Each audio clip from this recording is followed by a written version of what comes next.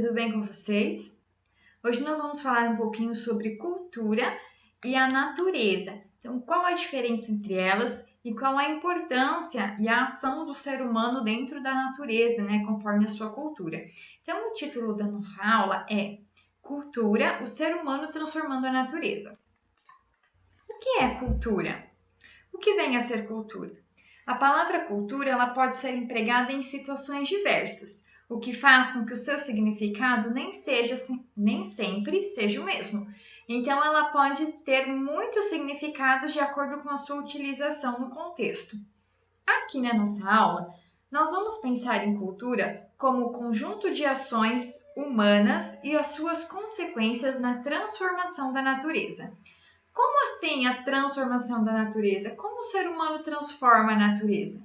Então, a cultura que nós nos referimos aqui é quando o ser humano modifica o estado inicial, transformando-o em algo novo. Exemplo, quando junta um monte de pedras ou o material que ele tem ali à sua disposição e forma uma casa ou um altar. Quando com um galho de árvore ele faz uma arma.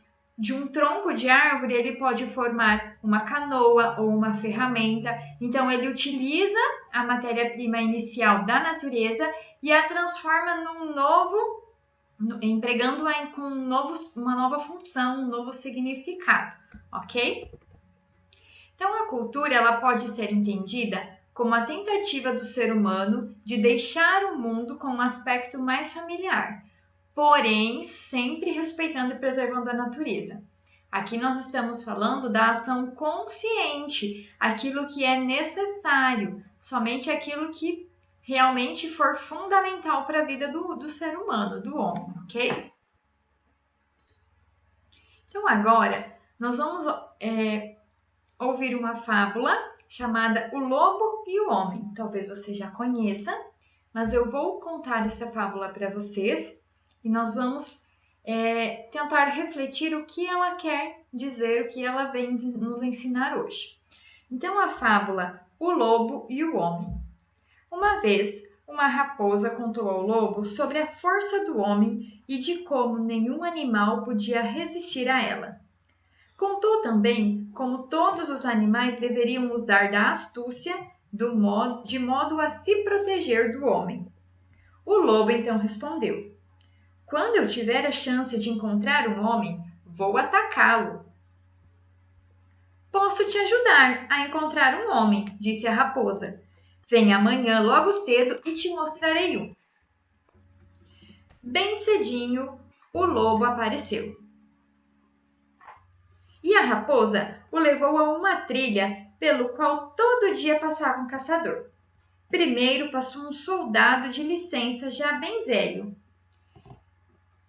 Perguntou o lobo: isso é um homem? A raposa respondeu: não, isso foi um homem. Em seguida, passou um garotinho indo para a escola. Isso é um homem? Não, isso um dia será um homem. Finalmente apareceu o caçador, carregando nas costas uma espingarda de cano duplo e um facão no cinto. Vê? Isto é um homem. Você tem que atacá-lo, mas primeiro eu vou lá esconder-me na toca. O lobo, então, partiu para cima do homem. O caçador, ao vê-lo, exclamou: que pena que minha espingarda não está carregada com balas. Ele então apontou a arma e deu um tiro no focinho do lobo. O lobo dolorido fez cara feia, mas sem se abalar seguiu em frente para cima do caçador, que deu mais um tiro que saiu no segundo cano da espingarda. O lobo engoliu a sua dor, correu de volta em direção ao caçador, que tirou o facão da cinta e deu-lhe uma sova daquelas em 2 lados.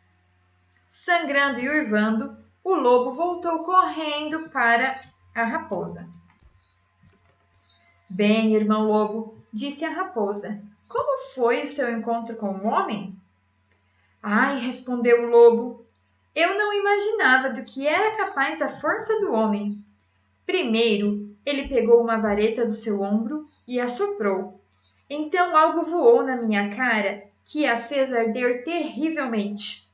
Depois soprou-a de novo e foi como se voasse neve e gelo em toda a direção ao meu focinho. Como eu ainda não estivesse tão longe, ele ainda arrancou uma costela brilhante do seu corpo. Com ela, me cortou e me golpeou tantas vezes que por milagre não caí morto. Percebe agora? Disse a raposa. Você arremessou seu machado tão longe que não foi capaz de pegá-lo novamente. Qual é a lição que nós podemos aprender hoje com essa fábula? A mensagem aqui é que o homem possui racionalidade e inteligência que lhe dão vantagens em relação aos outros animais, pois essas características permitem ao homem criar instrumentos de defesa e tantas outras coisas, objetos que são úteis para nós. Então, nós devemos usar dessa astúcia, dessa inteligência, da racionalidade em favor do bem e daquilo que é próprio para a nossa vida. E a natureza? O que vem a ser a natureza? A natureza é tudo o que existe por força da sua própria natureza.